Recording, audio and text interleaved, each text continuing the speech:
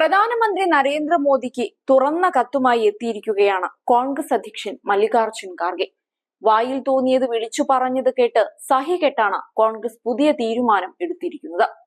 തെരഞ്ഞെടുപ്പ് പ്രചരണ വേദികളിൽ വിദ്വേഷ പ്രസ്താവനകളും കോൺഗ്രസിന്റെ പ്രകടന പത്രികയെക്കുറിച്ച് പ്രധാനമന്ത്രി പെരും നുണകളും ഉന്നയിക്കുന്ന സാഹചര്യത്തിലാണ് തുറന്ന കത്തുമായി ഖാർഗെ രംഗത്തു വന്നത്.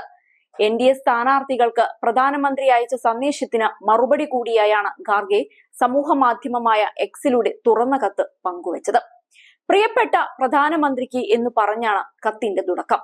വോട്ടർമാരോട് എന്താണ് പറയേണ്ടതെന്ന് എല്ലാ NDA സ്ഥാനാർത്ഥികൾക്കും നിങ്ങൾ എഴുതി നൽകിയ കത്ത് ഞാൻ കണ്ടെന്നും പ്രധാനമന്ത്രിയുടെ ഓഫീസിന് ചേരാത്ത ഭാഷ ഉപയോഗിക്കാൻ നിങ്ങളെ പ്രേരിപ്പിച്ചത് നിങ്ങളിലെ നിരാശയും ആശങ്കയും കാരണമാണെന്നും പറഞ്ഞാണ് ഖാർഗെ കത്ത് ആരംഭിക്കുന്നത്. നിങ്ങളുടെ പ്രസംഗങ്ങളിലെ നുണകൾ നിങ്ങൾ ഉദ്ദേശിച്ച ഫലം ഉണ്ടാക്കുന്നില്ലെന്നാണ് കത്ത് കാണിക്കുന്നത്. അതിനാൽ നിങ്ങളുടെ സ്ഥാനാർത്ഥികൾ നിങ്ങളുടെ നുണകൾ ആവർത്തിക്കണമെന്നാണ് നിങ്ങൾ ആഗ്രഹിക്കുന്നത്. ഒരു നുണ 1000 തവണ ആവർത്തിച്ചാൽ അത് സത്യമാകില്ലെന്ന് ഖാർഗെ കത്തിലൂടെ പറഞ്ഞു. കോൺഗ്രസ് പ്രകടന പത്രികയിൽ എഴുതിയ കാര്യങ്ങളും കോൺഗ്രസ് നൽകിയ വാഗ്ദാനങ്ങളും മനസ്സിലാക്കാനുള്ള ബുദ്ധിയും വിവേകവും ഇന്ത്യയിലെ ജനങ്ങൾക്കുണ്ട്. ഞങ്ങൾ ജനങ്ങൾക്ക് നൽകിയ വാഗ്ദാനങ്ങൾ വ്യക്തവും ലളിതവുമാണ്. അത് ജനങ്ങളോട് വിശദീകരിക്കേണ്ടതിന്റെ ആവശ്യകതയില്ലെന്നും അദ്ദേഹം കത്തിൽ പരാമർശിച്ചു. ഖാർഗെയുടെ കത്തിൽ കോൺഗ്രസ് ഉന്നയിച്ച ന്യായ് വാഗ്ദാനങ്ങൾ എണ്ണി പറയുന്നുമുണ്ട്. തൊഴിലില്ലായ്മ അനുഭവിക്കുന്ന യുവാക്കൾക്കു വേണ്ടിയുള്ള യുവ ന്യായ്, നിങ്ങളുടെ നേതാക്കളിൽ നിന്നും അവരുടെ മനോഭാവം കാരണവും രാജ്യത്ത് പീഡനം അനുഭവിച്ചു കൊണ്ടിരിക്കുന്ന സ്ത്രീകളെയും പെൺകുട്ടികളെയും ശാക്തീകരിക്കാൻ നാരി ന്യായ്, അവകാശങ്ങൾ ചോദിച്ചതിന് നിങ്ങൾ അടിച്ചമർത്തിയ കർഷകരെ ശാക്തീകരിക്കാൻ കിസാൻ ന്യായ്, വരുമാന അസമത്വം കാരണം ബുദ്ധിമുട്ട് അനുഭവിക്കുന്ന തൊഴിലാളികൾക്കായി ശ്രമിക് ന്യായ്, പാവങ്ങളെ ശാക്തീകരിക്കാനും അവരുടെ അവകാശങ്ങൾ നേടിയെടുക്കുന്നതിനുമായി ഹിസ്സേധാരി ന്യായ്.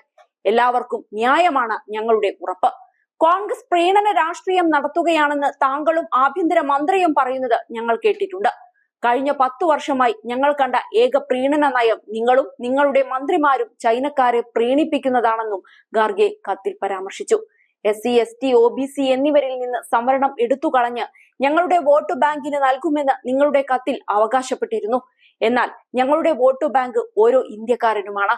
അതിൽ പാവങ്ങളും അരികുവൽക്കരിക്കപ്പെട്ടവരും സ്ത്രീകളും യുവാക്കളും തൊഴിലാളി വർഗവും ദളിതുകളും ആദിവാസികളും ഉൾപ്പെടെ എല്ലാ സാധാരണക്കാരും ഉൾപ്പെടുന്നുണ്ടെന്നും 1947 മുതൽ എല്ലാ ഘട്ടത്തിലും സംവരണത്തെ എതിർത്തത് RSSും BJPയുമാണെന്ന് എല്ലാവർക്കും അറിയാമെന്നും ഖാർഗെയുടെ കത്തിലൂടെ പറയുന്നുണ്ട്.